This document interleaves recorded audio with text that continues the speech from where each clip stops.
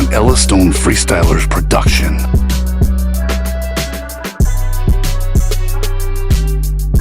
So, I am on my own for this one today. It will get posted tomorrow, but I'm saying today is because I'm recording it today. Podcast number 7. I'm on my own today for this one. It was planned to be a season review, but because my father is not here, he's been away in Sunderland for the last couple of days. It's just been me and my mum this week. For most of the week, and instead, I'm gonna do something a little bit different. Ranking 10 players. I've already got a list actually, so I don't need to rank them. I'm gonna have a reason I'm gonna tell you them, and I'm gonna have a reason for every single one of them. We're gonna start from top to bottom. So let's do it. So, Alexis McAllister first. You're probably thinking, why have I not put Haaland in first? Well, because I don't have to.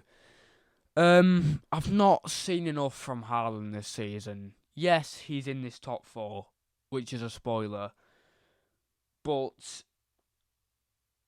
I just don't see how I can put Haaland in there. By the way, I'm going to read you, for some context, these are the players that I've picked in this list.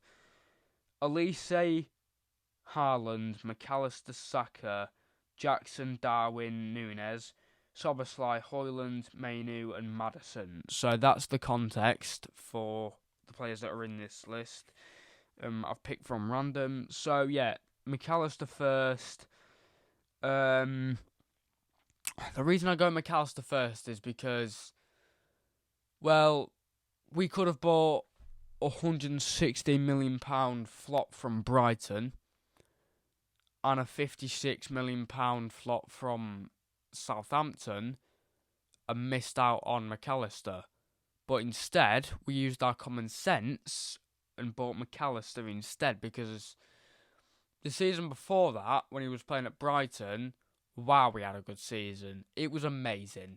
No one can, not even rival fans can say that he didn't have a good season. One of the bargain signings of our season. Amazing signing for the price we got him for. Absolutely amazing this season. I can't praise him any more than I have. There are 3 Liverpool players in this list, and I've been honest with the other 2. Haaland second. As I said, I've not seen enough from him to put him first. Yes, he scored in the Tottenham game, but that was a penalty and a tap-in, basically. Well, not basically. It was. He scored a tap-in and a penalty. I'd say De Bruyne has done the most work in that team this season. He has won the Golden Boot. He has scored the most goals, but that doesn't mean he's been the best player this season. Goals sometimes don't win you trophies. I don't know why I've said that. That's got nothing to do with this. Haaland has won the Golden Boot. You can't say Cole Palmer deserved it or Ollie Watkins because, they didn't score the most goals. So you can't really say, Cole Palmer got robbed a bit. It's whoever scores the most goals. They would have deserved it if they had have scored the most goals, but Cole Palmer and Ollie Watkins, you might be in the running for it next season. They were in the running for it next season. Cole Palmer nearly did get the Golden Boot. Probably another deserved Golden Boot for Haaland. That's all I'm saying. So number 2, Haaland. 3, Elise. Elise, because over the last few weeks, him and Eze, I don't know why I've not put Eze in this list, to be honest. Him and Eze have been absolutely prolific. How he's not been picked for France for the Euros is beyond me. He will get picked up by a big club one day, whether it's Man United, whether it's Liverpool, whether it's Chelsea. He will get picked up by Champions League club. He will be playing Champions League before he knows it. Yeah. Third, Elise. Been absolutely amazing this season. The amount of chances created is absolutely ridiculous. He scored in that 4-0 crash into Man United as well, which I'll thank him for later. Fourth, Saka. You might think it's a bit controversial to put Elise before Saka, but I don't think it is. I think that's fair enough. Saka fourth because he's had an amazing season for Arsenal. But as much as I've seen from him, I need to see more from Saka to be able to put him in that top 3. I need to see more from him because Elise's been amazing this season. Haaland's been obviously amazing this season. So has McAllister. I need to see more from Saka because in that so-called debate between him and Phil Foden, that he's not even in the conversation. I need to see more from Saka. And Arsenal fans saying he's a star boy and all of that. To be able to put him top 3 in this list, I need to see more from him. But apart from that, he's had a great season. Fifth, Maddison, because start of the season was positive, and then he got that injury mid-season. So, yeah, it just sort of all went to crap, really. And he sort of started to take a downfall and hasn't been so great over the last few sort of weeks and months. It's since that ankle injury that he got in December, January time that has just halted his season and he's not been able to play at his best. But apart from that, yeah, he's done quite well, and he actually got Tottenham in the title race before they finished 5th or 6th, was it? I don't know. But yeah, Maddison, a solid 5th. Mainu, 6th. Mainu 6th because he's had a decent season. The lad has had a decent season. He scored some crazy goals this season. One against Wolves, and you got to appreciate good goals. The one against Liverpool as well. The one where he bent it in the top corner. That was outstanding. And he's clearly got a lot of talent. And he's something to look out for in the future. And I think Manchester United fans should be very excited for their future with Mainu, Garnacho and Højlund. They're going to be electric. They're going to be absolutely electric. Once Højlund has got a full belt, once Højlund's got a full season under his belt without any injuries, he's going to be fantastic. Speaking of Højlund, I've got him next in 7th. Same thing with Saka. I need to see more from him. Obviously, he's just come from Atalanta, who, by the way, did win the not Champions League, Europa League last night against Bayer Leverkusen. Funnily enough, not Leverkusen now. But yeah, Højlund, I need to see more from the lad. We didn't have a clue who he was until he came to Manchester United, because, let's be honest, no one watches Serie A football and no one watches Atalanta. Can I just say something? Atalanta were irrelevant until they won last night.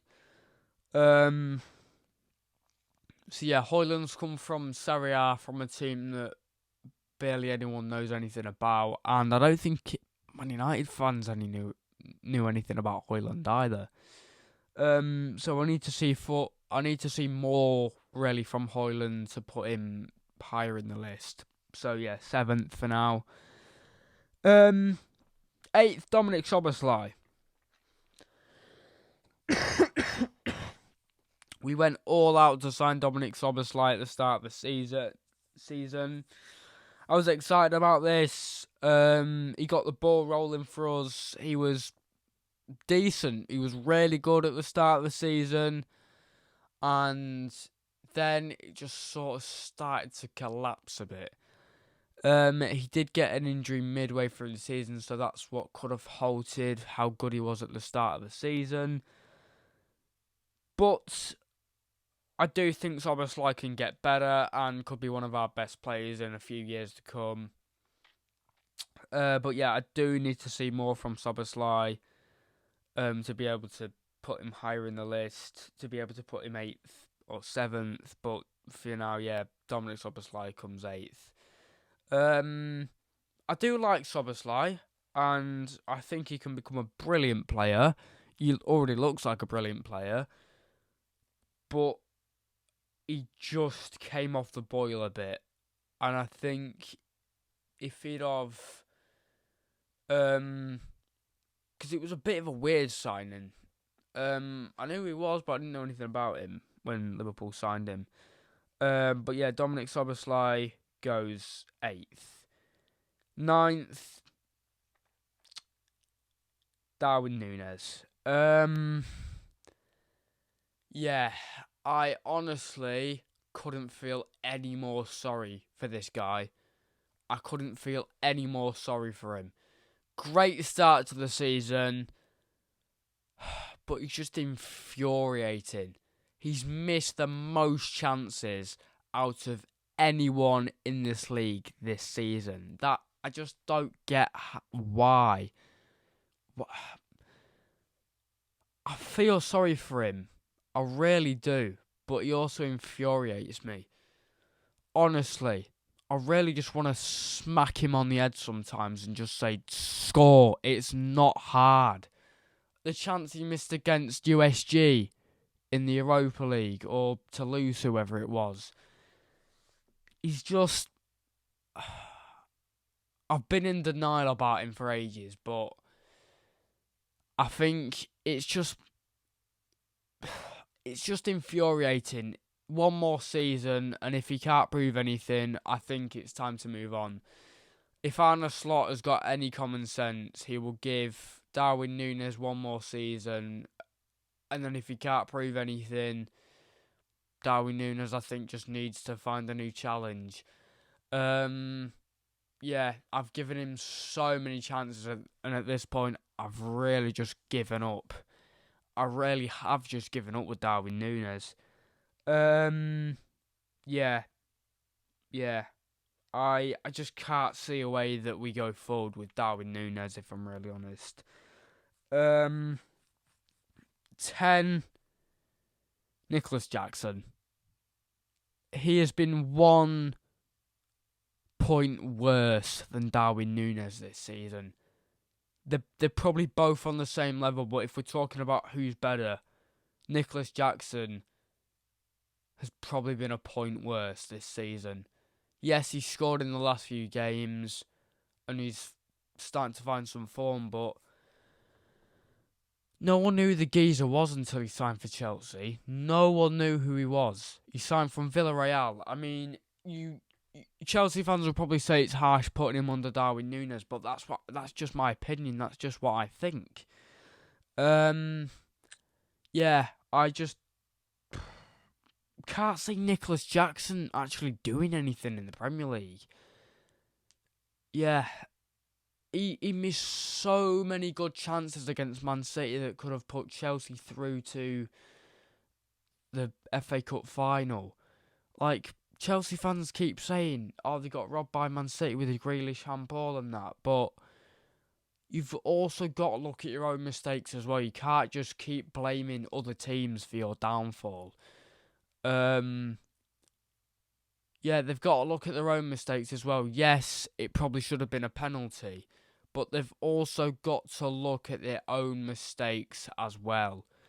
Nicholas Jackson's first season in the Premier League hasn't been electric, if I'm really honest. It's not been the best at all on any scale. But there you go. That's what happens when you buy a player with little to no experience in, well, one of the biggest leagues in football, and someone who I don't even think he played that well for Villarreal. But yeah, no one knew the geezer was until he signed for Chelsea. So yeah. Nicholas Jackson, not the best. And I think Chelsea have been ripped off a bit. Anyway, that's it. The season's over. Season review will be next week. Yeah. Yeah. Some of these could have been controversial, you could call them, but yeah, it's my opinion, really. It is just my opinion.